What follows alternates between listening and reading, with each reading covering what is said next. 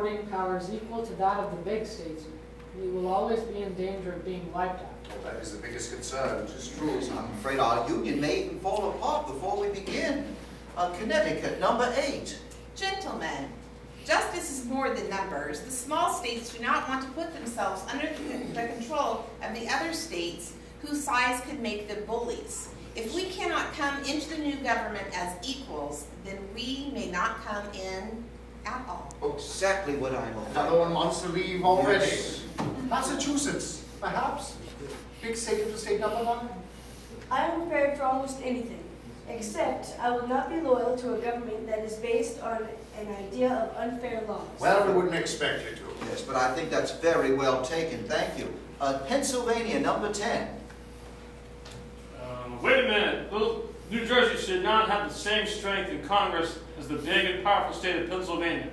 I will never agree to this plan. If no state will give up any of its power, there's no point in talking about a national government. But that's our dilemma. Nobody wants to give up anything. We're like at loggerheads together. Oh.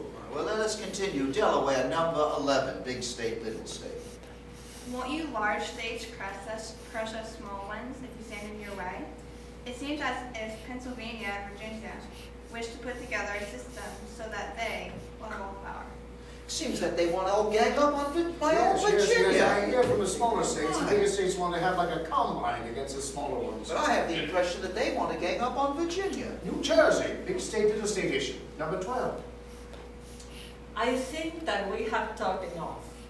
It is now time for this meeting to end. The rule of silence be lifted. And we should now go home and discuss these problems with our leaders there.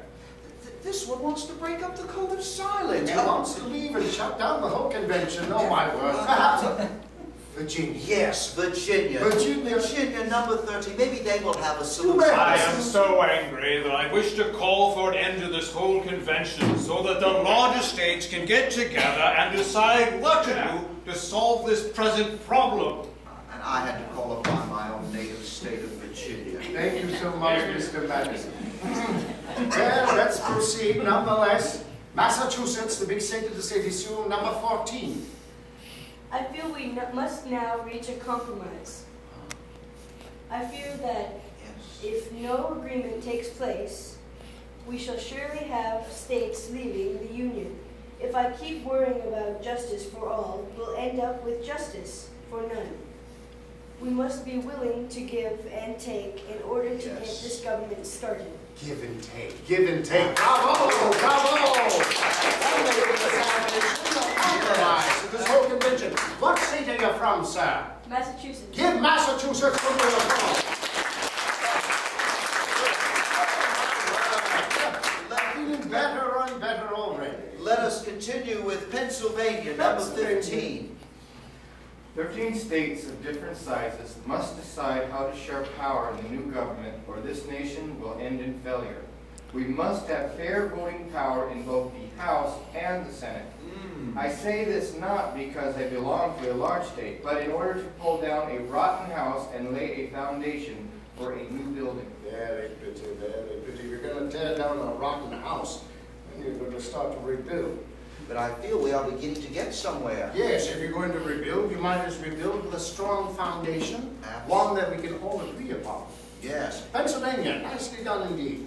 Yes, Connecticut, number 16. Now I think we all agree. Power will be shared. There will be a count of the people taken every 15 years, and voting power will be divided according to the results. Do we all agree? I agree.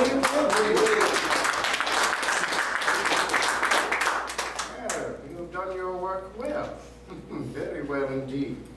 It would seem and appear, though, that this is your first time here at this convention, but you've done your work well nonetheless. In fact, we took many of your suggestions and ideas, put them into smaller committees, and then they were discussed in greater detail. Once a solution or resolution was arrived upon, it was then brought back to this convention, and it was up to us whether we would vote a yea or a nay of it into the Constitution. Thus was the process we worked from. But we were in a dilemma. What kind of government were we truly trying to create?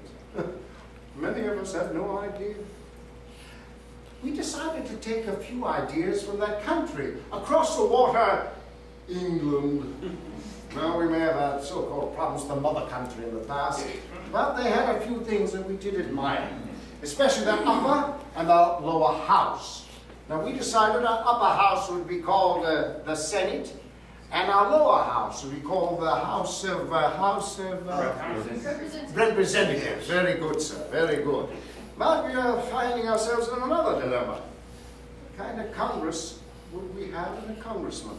How old or young should a congressman be? How much power should that congressman have? And how much money he should be paid, if paid at all? These and other issues we looked at as we looked at the issues of Congress. Call upon Virginia to open the floor. Number 1, Virginia, proceed. Let's talk about age. How old should a congressman be? I think at least 25. I remember myself when I was about 21. My own ideas of government were still too crude to be of use at the national level. She seems to prefer perhaps a more mature Congress. She did. There are only women here. Oh, I'm sorry. I meant to say he. My vision must be failing. Too much sun in the southern state, eh? Yeah, so an older, mature congressman is to your liking. Let's hear now from New Hampshire in the Congress issue, that being number 2. I am against stopping the rights of an election in any way. This idea will keep bright young people from entering government service. I can tell you about many wonderful services given to the public by people under the age of 25. Oh, so you feel differently. You feel that the young can give good service to government. You know, there are many young faces out here on the convention floor that I can see. Many young ones.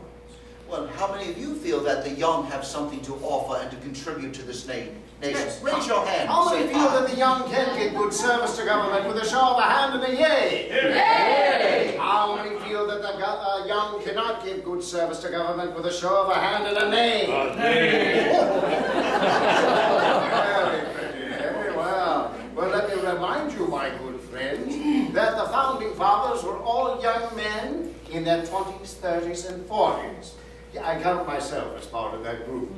Well, I always consider myself young at heart. Well, as Connecticut, proceed with Congress number 3. How much money should congressmen be paid and who should pay them? I think that is something that each state should decide for itself. The cost of living is very different from state to state. What would be a good salary in one state may not be in another. Must be a fair, little judgment on how each congressman should be paid. Yes, which we do, yes, but that's a point well taken, whether it should be done at a national or state level. Virginia, number 4.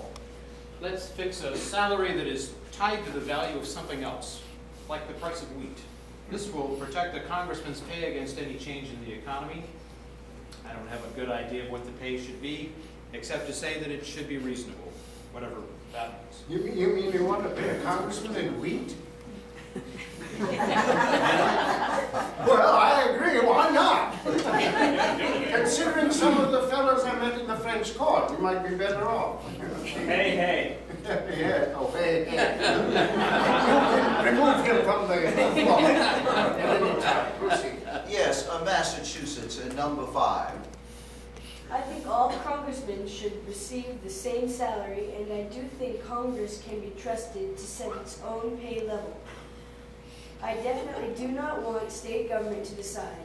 They always cut salaries, so the best men are kept out of office. We should let the National Congress decide. So you believe Congress can be trusted to make its own salary? You're a trusting fellow, aren't you? Someone from Massachusetts. Let's hear more from our friends in Virginia.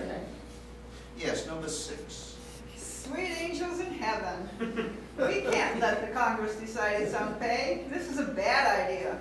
It would be wrong to put their hands into the public money for the sake of their own greed. Yes, some people say it would be like letting the fox into the chicken coop. After all, if men were angels, we would not need laws. Yes, let us continue with Georgia, number 7. If congressmen are paid by their home states, they will be controlled by the states. In our new